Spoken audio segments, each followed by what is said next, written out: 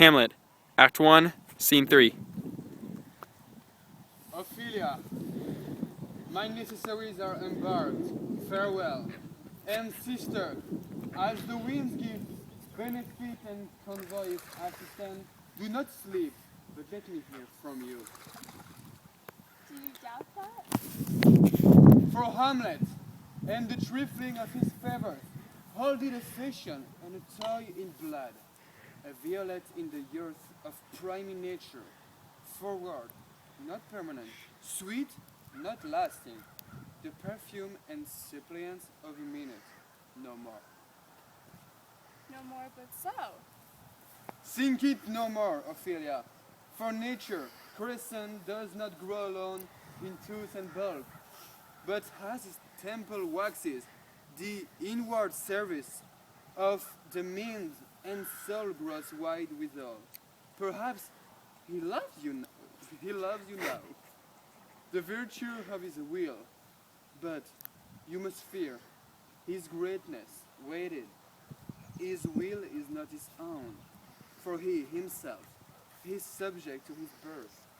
He may not, as unvalued persons do, care for himself, for on his choice depends the safety and health of this whole state, and therefore must his choice be circumscribed unto the voice and yielding of that body whereof he is the head. Then, if he says he loves you, it fits your window so far to believe it, as he in his particular act and place may give his saying deed, which is no further than the main voice of Denmark goes withal. Then, wait what loss your honor may sustain, if with too credent ear you list his songs, or lose your heart, or you chase treasure open to his unmastered importunity. Fear it, Ophelia, fear it, my dear sister, and keep you in the rear of your affection, out of the shot and danger of desire. The chariot maid is prodigal enough if she unmasks her beauty to the moon. Virtue itself escapes not calumnious strokes. The canker gales his infants of the spring, and in the morn liquid dew of youth's contagious blastments are most imminent. Be wary then, best safety lies in fear. Youth to itself rebels, though no one else near. I shall keep the effect of this good lesson. Oh, fear me not. Oh, I stay too long, but here my father comes. A double blessing is a double grace. Occasion smiles upon a second leaf. Yet here, Laertes, aboard, aboard, for shame, the one sits in the shoulder of your sail, and you are stayed here. Therefore my blessing with thee, and these few precepts in thee memory. Lo, though character gives the thoughts no tongue, nor any apportion though these acts, but be familiar, but no means vulgar. Though friends pose though heights, and their adoption tried, grapple them to the soul with hoops of steel. But do not dull the tie with entertainment of know each hatch and fledged comrade. Beware of entrance.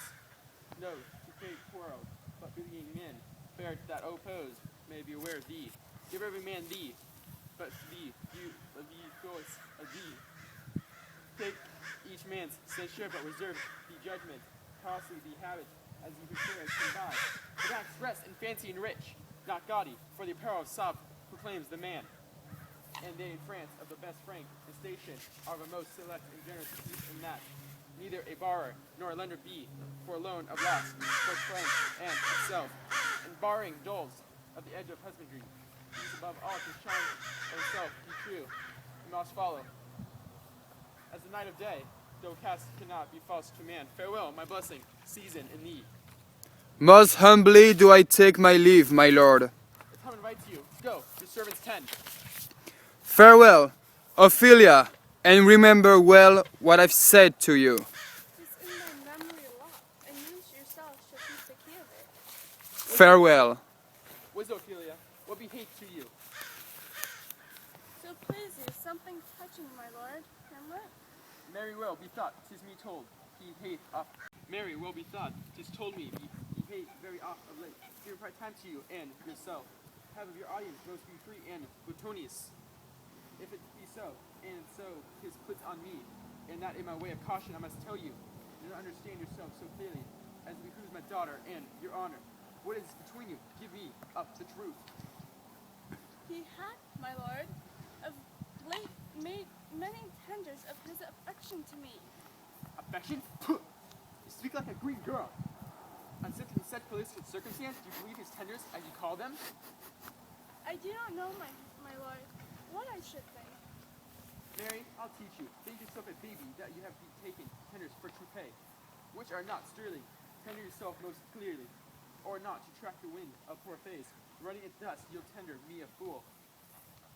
My lord, he hath importuned me with love and honorable fashion, Ah, fashion?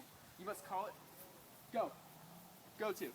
and hath given countenance to his speech, my lord, with almost all the holy vows of heaven. Ah, springs to catch woodcocks? I do not know when the blood burns, how brothers will be so. Lend the tongue vows. These blazes, daughter, given more light than heat, exceeds in both. Even in their promise, as it is making, you must not take for fire from this time, be somewhat scantier of your maiden presence. Set your entreatments at a higher rate than a command to Harley for Hamlet. Believe so much in him that he is young, and with a larger tether he may walk than is given to you in few Ophelia. Do not believe his vows, for they are brokers, not of that dye which they investments show, but more importance of unholy suits. Breathing like sanctified in gods, the better to rule, and this for all I would not plan in terms. From this truth, from this time forth, have so slander any moment leisure, as it wanders, or talk with the Lord Hamlet. Look you, I charge you, come your ways. I shall obey you, my lord.